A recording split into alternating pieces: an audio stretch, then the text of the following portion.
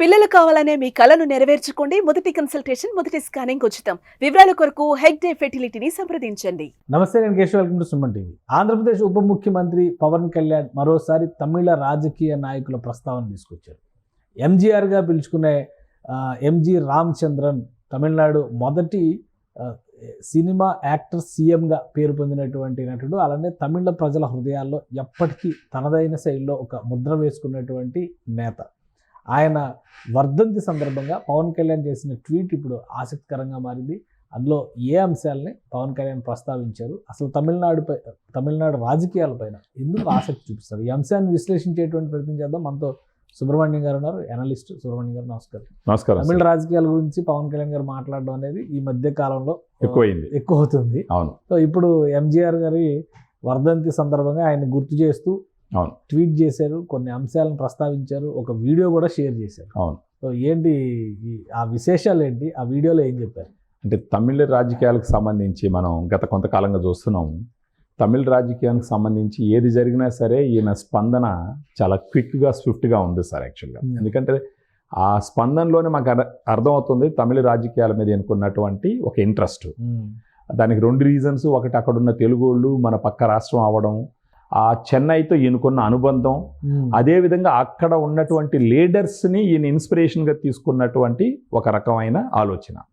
So ఇప్పుడు కూడా ఈయన ఎంజీ రామచంద్రన్ గారి వర్ధంతి సందర్భంగా ఆయన చెప్పింది ఏంటంటే, ఈయన కేవలం జనాల్ని రంజింపజేయడమే కాకుండా జనాలు జీవితాలు మార్చడానికి, వెల్ఫేర్ని ఇచ్చేయడానికి ఎంతోమందిని ఇన్స్పైర్ చేసినటువంటి గొప్ప పర్సనాలిటీ ఆయన అని చెప్తూ, అప్పుడు ఒకనొక సందర్భంలో ఆయన ఒకసారి ఇంటర్వ్యూ ఇచ్చేటప్పుడు ఎంజీ రామచంద్రన్ గారిని ఎగ్జాంపుల్గా ఉదహరిస్తూ ఆయన చెప్పింది ఏంటంటే, ఒక సినిమా ఇండస్ట్రీ నుంచి వచ్చినప్పుడు ఒక రవ ఎడ్జ్ ఉంటుంది, జనాలు గుర్తుపడతారు, కానీ ఈజీగా ట్రాన్స్ఫార్మ్ అవ్వడం అంత ఈజీ అయిన పని కాదని చెప్పేసి బహుశా ఆ పాయింట్ ఆయన అన్వయించుకున్నారనమాట. కొంత టైం పడుతుందని చెప్పేసి. మీరు ఇప్పుడు పవన్ కళ్యాణ్ గారి వస్తే అంత ఈజీ కాదు. ఒకవేళ మాకు జనాలు గుర్తిస్తారు, ఆ ఇమ్మీడియట్ ఇది ఉంటుందేమో, కానీ ఆలోచన విధానం, సినిమా ఆలోచన విధానం ఒక రాజకీయ నాయకుడిగా ట్రాన్స్ఫార్మ్ అవ్వడం అంత ఈజీ కాదు అని చెప్పడంలో ఆయన సొంత అనుభవాన్ని డైరెక్ట్గా చెప్తున్నాడు. ఎంజీ రామచంద్రన్ గారి జీవితాన్ని కూడా ఉదహరిస్తూ చెప్పడం జరిగిందనమాట. రెండు పాయింట్స్ ఆయన ఒకటి చెప్పినారు. ఒకటి, ట్రాన్స్ఫార్మ్ అవ్వడం అంత ఈజీ కాదని చెప్తూ, మీరు చూసారంటే గత 10 సంవత్సరాలుగా పవన్ కళ్యాణ్ గారు సినిమా ఇండస్ట్రీ నుంచి రాజకీయాలకు వచ్చిన తర్వాత ఆయనకున్నటువంటి ఆలోచన ద్వారా, అంటే ఆయన కనీసం ఒక 10 సంవత్సరాలు టైం పట్టింది ఒక మెచ్యూర్డ్ పొలిటీషియన్గా ఎవాల్వ్ అవ్వడానికి. ఆయన ఇనిషియల్గా ఆయన కూడా కొంచెం కన్ఫ్యూజ్డ్గా ఉన్నటువంటి సిచ్యువేషన్. తర్వాత దానితో పాటు ఎంజీ రామచంద్రన్ గారు ఒకసారి చెప్పినటువంటి ఒక పాయింట్ ఈయనకు బాగా ఇన్స్పిరేషన్గా తీసిపెట్టుకున్నాడు. ఏంటంటే, స్టేట్కి మంచి జరగాలి అంటే సెంట్రల్ గవర్నమెంట్లో ఎవరున్నా సరే వాళ్ళతో సఖ్యతగా ఉండడం చాలా అవసరం అని చెప్పేసి ఎప్పుడో ఎంజీ రామచంద్రన్ గారు చెప్పినటువంటి పాయింట్ని ఈయన గట్టిగా పట్టుకొని దానితో, అంటే ఆ పాయింట్ని బాగా ఇంటర్నలైజ్ చేసుకున్నాడు ఆయన. దాంట్లో భాగమే ఇప్పుడు మీరు చూసినారంటే మోడీ గారితో ఈయన ఫ్రెండ్షిప్ యాక్చువల్గా. సో ఒక స్టేట్కి మంచి జరగాలంటే సెంట్రల్ గవర్నమెంట్తో చాలా ఫ్రెండ్లీగా ఉండాలని చెప్పేసి.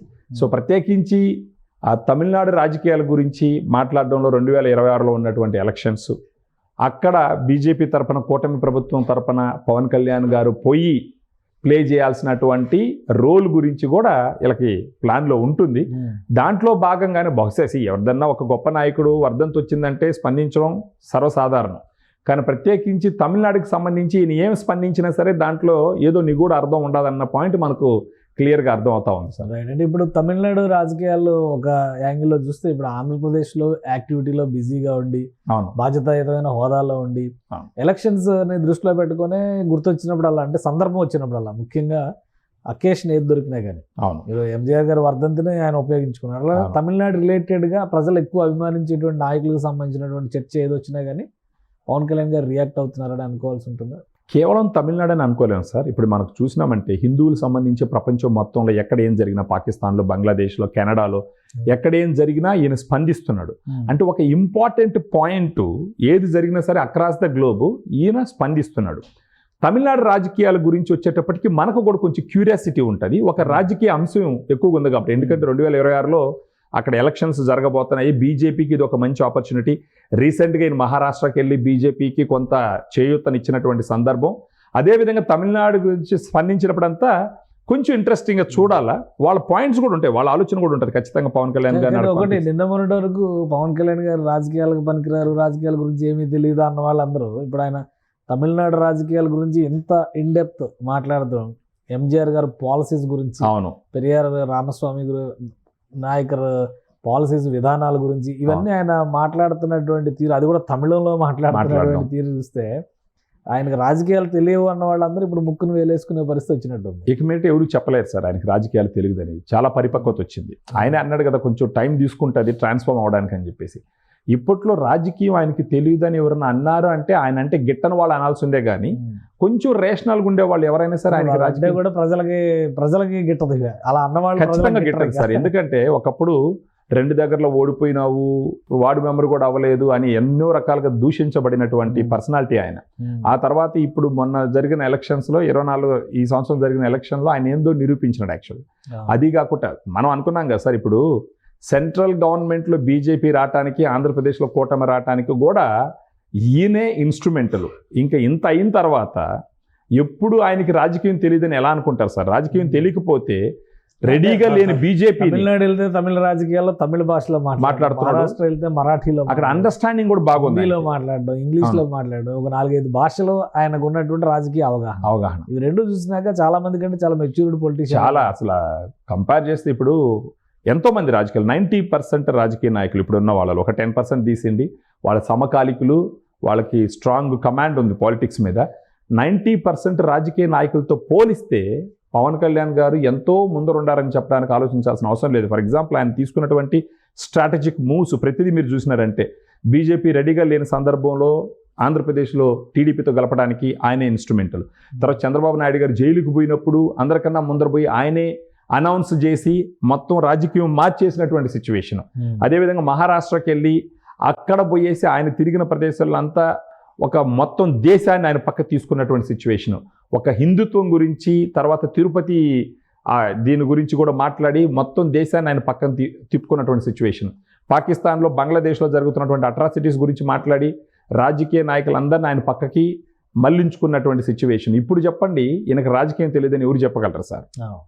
సో తమిళనాడులో కూడా ఇప్పుడు ఆయన అన్నాడంటే కొంత టైం పడుతుంది ట్రాన్స్ఫార్మ్ అవడానికి, బట్ అవుతాము అని చెప్పేసి అనేసి. ఇప్పుడు ఆయన చేస్తున్నటువంటి సేవలు అంటే బియాండ్ రాజకీయ నాయకులు అడుగడుగున రాజకీయం చేస్తారు. ఈయన అడుగడుగున రాజకీయం చేయట్లేదు, రాజకీయం చేసే టైంలో రాజకీయం చేస్తున్నాడు, మిగతా టైంలో సేవ చేస్తున్నాడు. సో ఈయన ఈ విధంగా సేవ చేయడంలోనే ఆయన రాజకీయ పరిపక్వత క్లియర్గా అర్థమవుతుంది. సో తమిళనాడుకు సంబంధించి ఖచ్చితంగా రాబోయే రోజుల్లో పవన్ కళ్యాణ్ గారు ఒక సిగ్నిఫికెంట్ రోలు ప్లే చేస్తారు. అక్కడ కూడా బీజేపీ ప్రభుత్వానికి ఎంతో కొంత మేలు చేసే, బీజేపీ కూటమికి ఎంతో అంత మేలు చేసే విధంగా ఈయన అడుగులు భవిష్యత్తులో ఖచ్చితంగా ఉంటాయి sir. Right. Thank you Subrahmanyam గారు విశ్లేషణ అందించారు. ఇది తమిళనాడు రాజకీయాలపైన పవన్ కళ్యాణ్ ఆసక్తి చూపిస్తున్నటువంటి విధానం ఖచ్చితంగా అందరినీ ఆకట్టుకుంటుంది. ఎందుకంటే తమిళ భాషలోనే తమిళ నేతల గురించి ఆయన సందర్భం వచ్చినప్పుడల్లా మాట్లాడడం ఇప్పుడు దేశం మొత్తాన్ని ఆకర్షిస్తుంది. అలానే రాబోయే రోజుల్లో ప్రత్యేకమైన పాత్ర ఖచ్చితంగా తమిళనాడు ఎలక్షన్స్లో పవన్ కళ్యాణ్కి ఉంటుందని సుబ్రహ్మణ్యం గారు విశ్లేషిస్తున్నారు. ఇది special discussion. Keep watching. Suman టీవీలో మీ పర్సనల్ అండ్ బిజినెస్ ప్రమోషన్స్ కోసం కింది నెంబర్కి కాంటాక్ట్ చేయండి.